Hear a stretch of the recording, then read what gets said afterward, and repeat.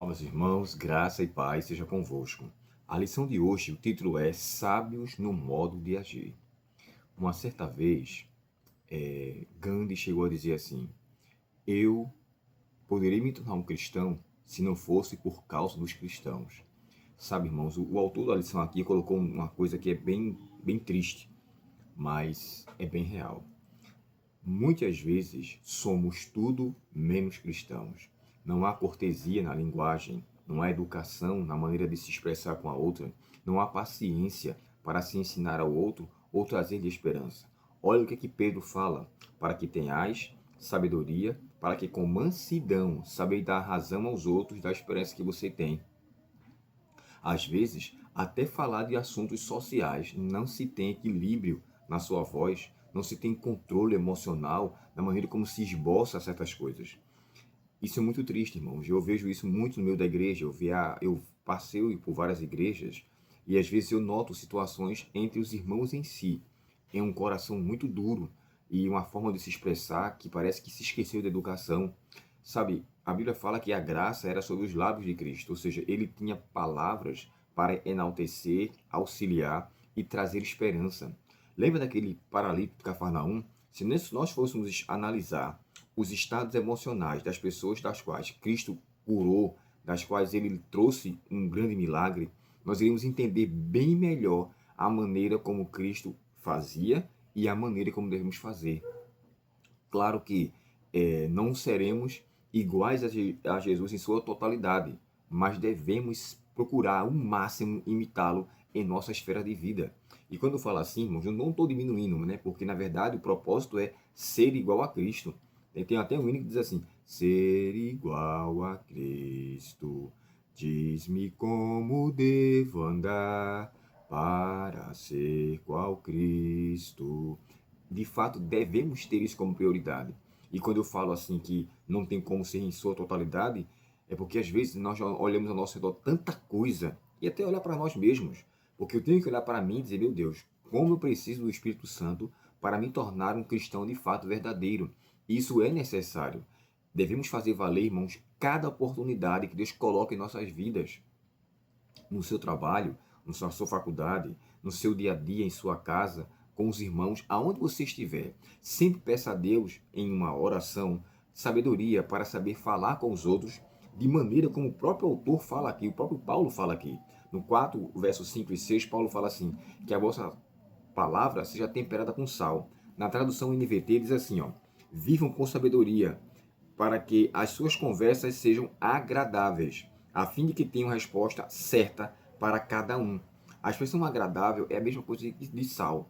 Faça um alimento e não coloque sal, não tem gosto algum, mas coloque o sal na quantidade exata e você vai ver o sabor que a comida vai ter. Isso eu entendo que nós, como cristãos, devemos ter palavras para os outros que não só tornem agradáveis aos seus ouvidos, mas que eles tenham desejo de ouvir muito mais através daquilo que estamos falando. Eu gosto de ouvir fulano pela maneira como ele se expressa. Isso é algo crucial. Portanto, devemos ter de fato ser sabedoria no modo de agir. Esse é o primeiro ponto, né, que o próprio texto de Provérbios começa, quando ele fala que a sabedoria de Salomão, ou o provérbio de Salomão, para trazer sabedoria a eles. Deixa eu me ler com vocês aqui o capítulo 1 de Provérbios e o verso 1 e 2 do mesmo capítulo. Vocês sabem, irmãos, que o livro de Provérbios é um livro considerado ou chamado pela teologia de um livro sapiencial. Ele não só fala de sabedoria, mas ele ensina a como ser sábio. Ele fala da maneira teórica, mas ele expressa de forma prática. E aqui diz assim, ó, estes são os provérbios de Salomão, filho de Davi. Sua finalidade é ensinar sabedoria e disciplina às pessoas e ajudá-las a compreender as instruções dos sábios. E o verso 3 continua, sua finalidade é ensinar-lhes, dar uma vida disciplinada e bem-sucedida e ajudá-los a fazer o que é certo, justo e imparcial. Então, diante disso, que eu e você possamos ter de Deus sabedoria para saber como agir e, principalmente, para dar razão da esperança da qual você tem. Se de fato você é cortês e amável em sua palavra, pode ficar certo. Você está mostrando ao outro que o lugar para onde você vai é que um lugar onde pessoas que são iguais a você vão proceder. Mas se eu der um mau testemunho, com certeza eu não posso jamais demonstrar que eu estou indo para o céu. Porque quem me olha vai dizer assim, se o céu for ter pessoas igual a você, eu não quero estar lá nunca. Porque o testemunho fala muito mais alto do que qualquer palavra ou qualquer oratória. Então, em nome de Cristo, irmãos, como diz os arautos do reino, um hino antigo, né? Possam todos que nos seguem ver Jesus em nós. E a Sonete complementa dizendo, cada passo que eu der seja oferta de louvor, que a minha vida seja prova da existência do Senhor. Vamos orar? Querido Pai Celestial, nos ajuda, Senhor, a sabermos agir em todos os momentos de nossa vida. Para isso, Senhor, por favor, mantenha em nossa vida a viva chama do Espírito Santo.